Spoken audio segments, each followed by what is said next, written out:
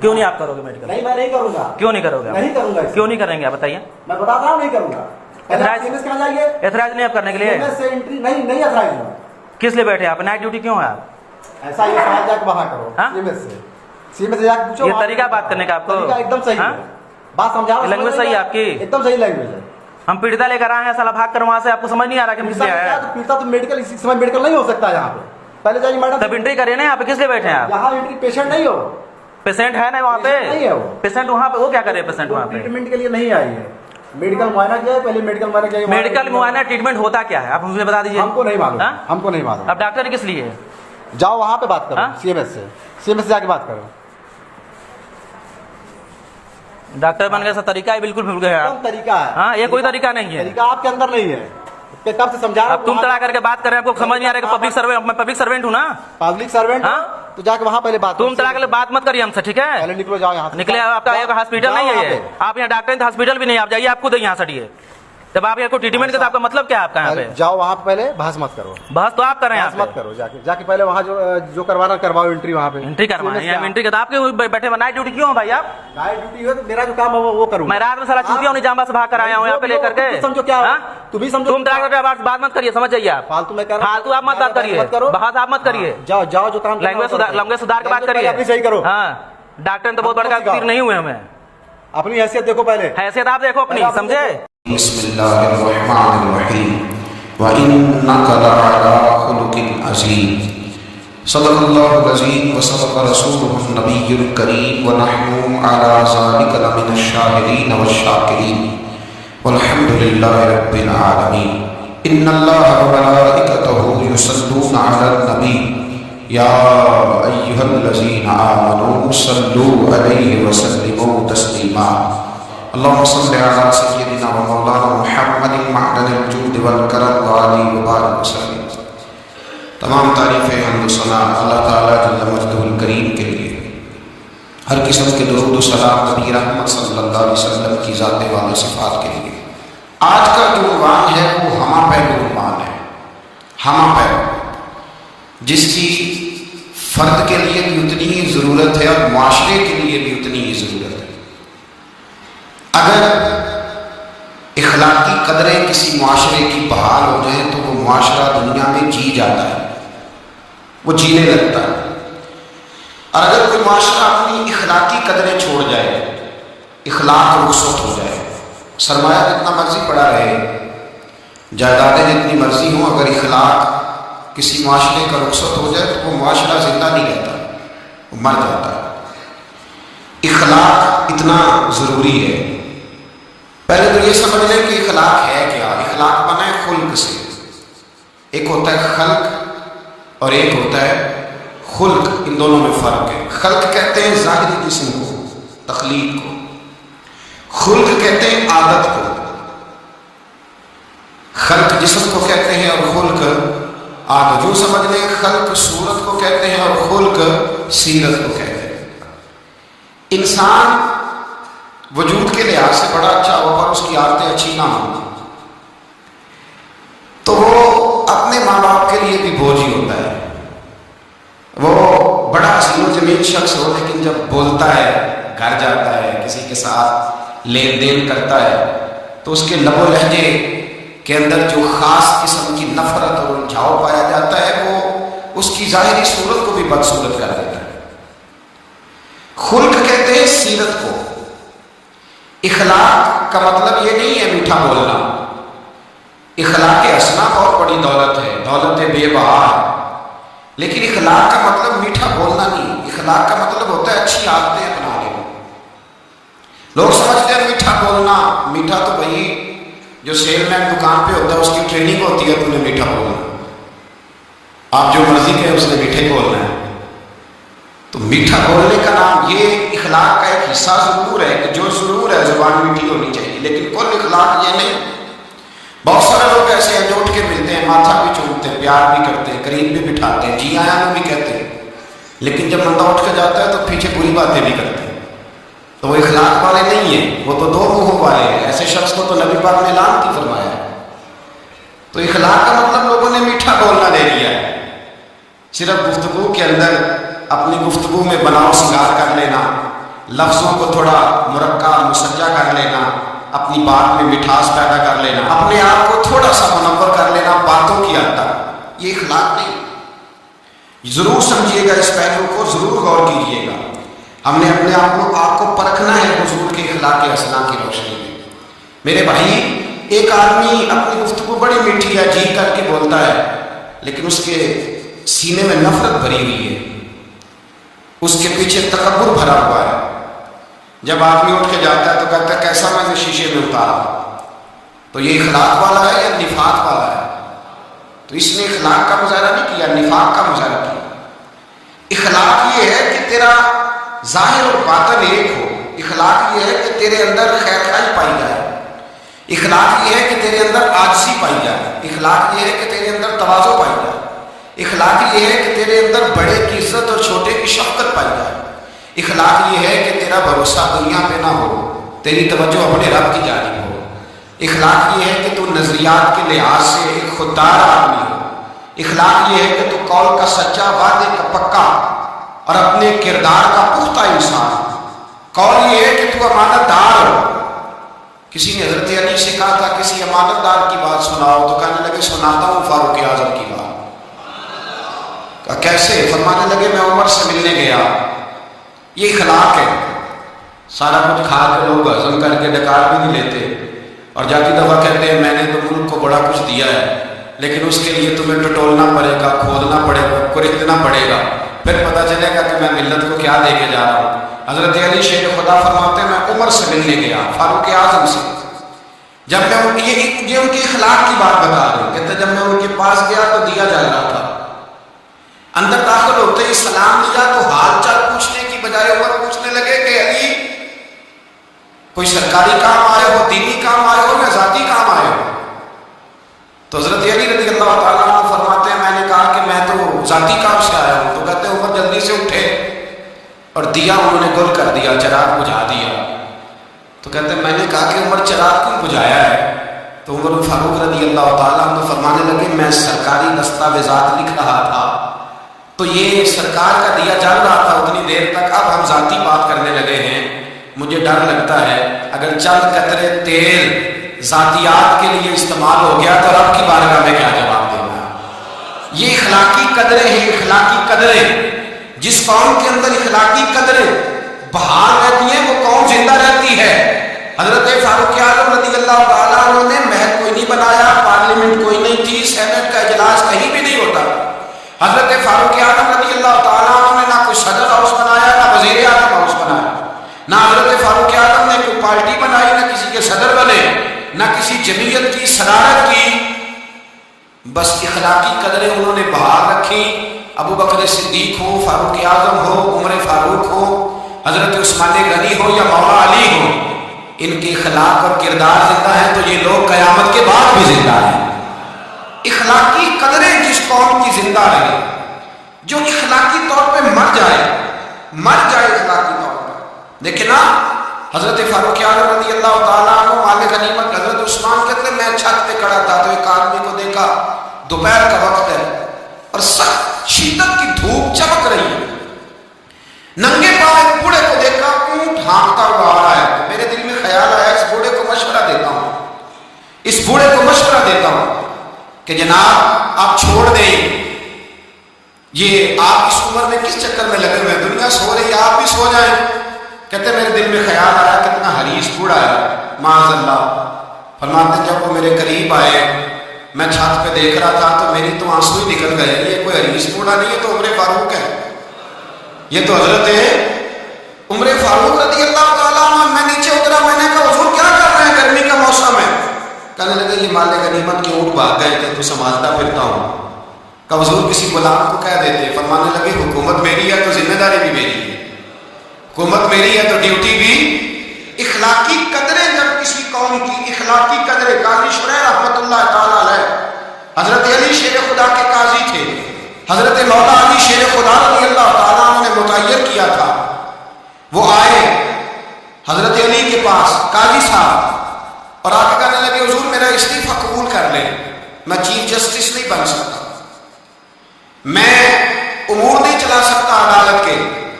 تو حضرت علی نے فرمایا قاضی صاحب کیا ہوا؟ کہنے لگے 2 پارٹیوں کا مقدمہ میرے پاس تھا، تو کل ایک پارٹی 10 کلو کھجوریں لے کے آ گئی ہے میرے پاس۔ تو حضرت علی فرمانے لگے آپ نے قبول کر لی ہیں؟ کہنے لگے ضرورت تھی میں قبول کر لیتا، میں نے ان سے کہا ہے خبردار تم نے سوچا کیسے، جھڑک دیا ہے، قبول نہیں کی، تو کہا پھر آپ استعفیٰ کیوں دے رہے؟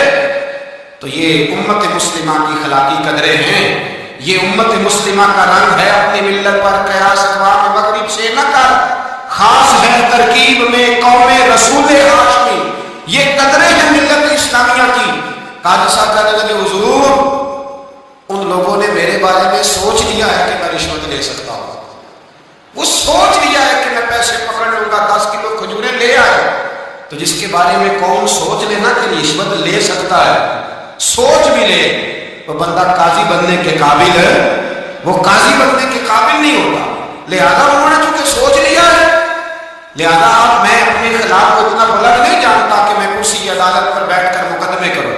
جاگے اور سوچے اس پہلو پر غور کریں، کٹتی ہوئی قدریں، کٹتی ہوئی اور ٹوٹ کر نکل گیا سارا اخلاق، حکمران سے لے کر پی ایم تک۔ اس ملت کا رونا یہ نہیں کہ یہاں صدر کرپٹ آیا ہے، وزیر اعظم غلط آیا ہے، وفاقی وزراء برے آئے، اس قوم کا رونا یہ ہے کہ ریڈی والے کے پاس پھل لینے جاؤ تو سامنے بھلے بھلے لگا لیتا ہے اور پیچھے والی سائڈ میں وہ چھپا کے برے پھل لگا لیتا ہے۔ اس قوم کا رٹا یہ نہیں ہے کہ اس قوم کے اندر جو ہے وہ جو لوگ بیوروکریٹ تھے، دولت مند تھے، انہوں نے لوٹا ہے۔ یہاں تو حال یہ ہے کہ اسکول کے اندر جو پڑھانے والے اساتذہ اور علاج کرنے والے ڈاکٹر ہیں وہ اپنی ڈیوٹی کو اتنی توجہ نہیں دیتے جتنے اپنے پرائیویٹ ادارے اور اکیڈمی کو توجہ دیتے ہیں۔ اخلاقی قدریں جس قوم کی پامال ہوتی ہیں، میرے رسول پاک صلی اللہ تعالیٰ علیہ وسلم نے فرمایا یاد رکھو اگر تم نے اپنے اخلاق سنوار لیے اور تم میں سے جس کا اخلاق سب سے اچھا ہو گیا، جس کی عادتیں سنور گئی، حضور فرماتے ہیں رب اسے دن کو روزہ رکھنے والے اور رات کو تہجد پڑھنے والے سے زیادہ اچھا اجر عطا فرمائے گا۔ جس نے اپنے اخلاق کو بول کے بتائیے، جس نے اپنے اخلاق کو اچھا کرنا، اپنی عادتوں کو سنوارنے کا، اور فرمایا مکارم الاخلاق، فرمایا میں تمہارے اخلاق سنوارنے آیا، میں تمہاری عادتیں نکھارنے آیا۔ میرے رسول پاک علیہ السلام نے اخلاقی قدریں، معیار بلند کیا اخلاقی قدروں کا معیار۔ لوگوں پر بوجھ بن جاتا تھا اگر کسی کا ایک پیسہ کسی کے ہاتھ آتا تھا، اس کو رات نیند نہیں آتی، جینا محال ہوتا تھا، یہ اخلاق تھا۔ ساتھ والا پڑوسی بے چین ہوتا تھا تو اس گھر میں بھی کسی کو نیند نہیں آتی تھی، یہ اخلاق تھا۔ حضرت عثمان غنی رضی اللہ تعالیٰ عنہ اگر مالدار ہیں تو جس بھوکے کی بھوک کا پتہ چلا ہے عثمان غنی نے اپنے کندھے پہ توڑا رکھ کے اس کے گھر پہنچایا۔ یہ اخلاقی قدریں۔ اگر حضرت بلال حبشی رضی اللہ تعالیٰ عنہ کا رنگ کالا ہے، ہونٹ موٹے، پڑے ہوئے نہیں ہیں، لیکن وہ جب بھی آ کے کھڑے ہوتے تھے سارے قریشی ہاشمی کھڑے ہو کے ان کا استقبال کرتے ہیں۔ اخلاقی قدریں جس قوم کے اندر مضبوط ہوتی ہیں، ہمارے تو گھروں میں ستیہ ناش ہو گیا اخلاق کا، گھروں میں ستیہ ناش ہو۔ بیٹا شکایت کرتا ہے، میں حقوق کے والدین پہ بیان کر رہا تھا، ایک بچہ بعد میں مجھے ملا، کہنے لگے صاحب ایک دکھڑا بھی سن لو تھوڑی دیر کے لیے، آپ نے بڑی عظمتیں بیان کی ماں باپ کی، تو دکھڑا بھی سن لو۔ میں نے کہا سنائیے۔ کہنے لگے اگر ابا راضی اس سے ہو جو جیل زیادہ گرم کرے، اگر اماں گھی بھی اس کے گائے، جو اماں کو پیسے زیادہ کما کے لا کے دے تو میں غریب ہوں تو پتا ہے میں اماں کو راضی کیسے کروں۔ جہاں اخلاقی قدروں کا یہ حال ہو کہ بچے سوچنے لگے پیسے ہوں گے تو باپ راضی ہوگا، پیسے ہوں گے تو اماں راضی ہوگی، یہاں یہ حال ہو کہ پیر، شیخ، صوفی جس نے غریب مرید کا خیال رکھنا تھا کہ اس بیچارے نے کپڑے پہنے کہ نہیں، روٹی کھائی کہ نہیں، نے خیال رکھنا تھا اگر اس کا ہی مطمع نظر یہ ہو کہ مجھے آئے گا کہاں سے، ماڑا آیا تو اس کو کہا لنگر کھاتا ہی صحت کہتی رہتی ہے اور پھر سنا، اور تگڑا آ گیا تو پیر صاحب گاڑی کا دروازہ بھی خود کھول رہے ہیں، پیر صاحب بوٹیاں ڈال ڈال کے دے رہے ہیں، کہتے ہیں رات خواب آئی تھی کہ سویرے تو ملنے آئے گا، تو آیا نہیں، میں نے تجھے منگایا ہے۔ اگر اخلاقی قدروں کا حال یہ ہو جائے کہ وہ لوگ جن لوگوں نے اخلاق حسنہ کا درس دینا تھا، جنہوں نے پیار سکھانا تھا محبت، وہاں یہ حال ہو کہ مطمع نظر پیسہ ہو جائے، وہاں پر یہ انداز ہو۔ اور یہ ایک پہلو دوسرا بھی ہے، میں ایک اور بات بھی کہا کرتا ہوں، میں کہتا ہوں ابا غریب ہو تو بچے فرمانبردار نہیں ہوتے، ابا تگڑا ہونا پتا ہو اس کے ہاں حصے میں 2-3 مربع زمین ہے تو پیر دباتے۔ ہمارے بزرگ فرمایا کرتے تھے، کہتے تھے 2 کنالے نہیں دینی کسی کو بھی زندگی میں، تو جناب کیسے کہنے لگے اگر سارا کچھ ہاتھ کاٹ کے دے دیا تو پیر ہی کوئی نہیں دبائے گا۔ بچے بھی اس حالات ہی ہوتے کہ لوگ یہ تصور نہیں کرتے کہ اخلاق اور چیز کا نام ہے، دنیا داری اور چیز کا نام ہے۔ اپنے اخلاق پر محنت کرنی چاہیے، اپنے معاملات کو سنوارنا چاہیے، دیکھنا چاہیے کہ میرا فلاں آدمی سے رشتہ کس قسم کا رشتہ ہے، دنیا داری کا تعلق ہے، لالچ کا رشتہ ہے، جھوٹ اور دغے کا رشتہ ہے۔ لوگ سوچتے ہی نہیں، جو منہ میں آتا ہے کہہ دیتے ہیں، جو بات ہوتی ہے بیان کر دیتے ہیں۔ میرے مصطفیٰ کریم علیہ السلام صحابہ کے اخلاقی پہلوؤں پہ توجہ دیتے ہیں، حضور حلم کا، حوصلے کا، تحمل کا، بردباری کا، سخاوت کا درس دیتے ہیں، اسی لیے اخلاقی قدریں بڑی مضبوط تھیں۔ بھائی آج آپ دیکھ لیں سوشل میڈیا کھول کے، پرنٹ میڈیا، الیکٹرانک میڈیا کھول کر کے دیکھیں، خیرات بٹ رہی ہے، زکوٰۃ بٹ رہی ہے، تصویریں کھینچی جا رہی ہیں۔ حضرت سیدنا اسامہ بن زید بیمار ہو گئے، امام حسین کو کسی نے بتلایا کہ میرے رسول پاک کا غلام بیمار ہو گیا ہے۔ حضرت امام حسین تیمارداری کرنے گئے، قدم رکھا، حضرت اسامہ حضور کے محبوب تھے، قدم رکھا کمرے میں تو جناب اسامہ نے امام حسین کا چہرہ دیکھا تو چیخ ہی نکل گئی، تڑپ کے روئے، کہنے لگے میری موج نہیں لگ گئی، حضور کے جلوے مجھے نظر آ گئے۔ امام حسین اندر داخل ہوئے تو جناب اسامہ بن زید نے بازو پکڑا اور سینے پہ رکھ لیا۔ حضرت اسامہ بن زید تڑپ کے روئے، امام علی مقام کہنے لگے بھائی روتے کیوں ہو، بات بتاؤ۔ کہنے لگے دنیا چھوڑ رہا ہوں پر 80 دینار کا قرضہ ہے، نہ کوئی بھائی، نہ کوئی سجن، نہ کوئی دوست، اسی کسی دے کچھ بھی نہیں لگتے تے نہ کوئی ساڈا دردی شے کوئی نہیں، سوچتا ہوں قبر پہ بوجھ لے کے جاؤں گا اور پھر کیا لفظ ہے، کیا حسن ہے۔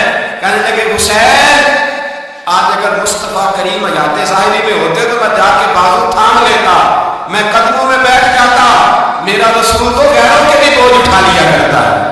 اخلاقی قدریں دیکھیے، امام حسین فٹافٹ اٹھے، بیٹا بھی ساتھ تھا، غلام بھی ساتھ تھے، سب کچھ ہو سکتا تھا۔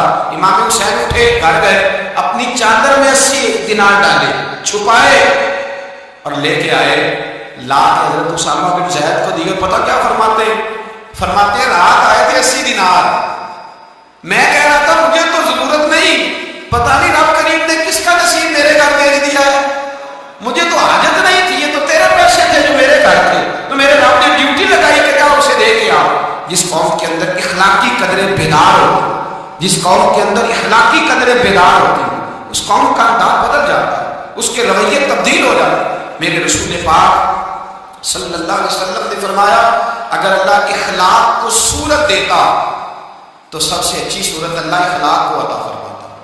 سارا دن کنگا کیا، سارا دن شیشے پہ کھڑے رہے، سارا دن آئینہ دیکھا، اور بھائی ذرا گردن چکا کے دل بھی دیکھ لیتا، اگر تو محل کوئی نہیں پھر تو بڑا حسین ہے، اگر بغض کوئی نہیں پھر تو بڑا پیارا ہے، اگر حسد کوئی نہیں پھر تیرے اندر بڑی روشنی ہے، اگر تو کسی کا دکھ بانٹتا ہے تو پھر کیا بات، اگر تجھے کسی پہ شفقت آتی ہے پھر کیا بات، اگر کسی کے رونے سے تیری آنکھیں بھی رو پڑتی ہیں پھر تو بڑا یار آدمی ہے، پھر کیا بات، اور اگر تیرے اندر یہ والی حس کمزور ہو گئی ہے، اگر یہ والا رنگ تیرے اندر کوئی نہیں۔ ابو سفیان آئے ان دنوں جن دنوں حالات بڑے کٹھن تھے، اختلاف شدت کا تھا، ابو سفیان آئے حضور کی بارگاہ میں، آئے اس لیے مکے میں قحط پڑ گیا ہے، بارش نہیں ہوتی، ادھر سمامہ بن اسال یمامہ قبیلے کے سربراہ کلمہ پڑھ کے مسلمان ہو گئے، सारी गंदम उस कबीले से आती थी। समामा कहने लगा तुम मेरे मुस्तफ़ा को नहीं मानते, कोई गंदम नहीं, भाग जाओ। एक बारिश कोई नहीं, दूसरी गंदम कोई नहीं। अबू सुफियान तड़प के दरे रसूल पे हाजिर हुए।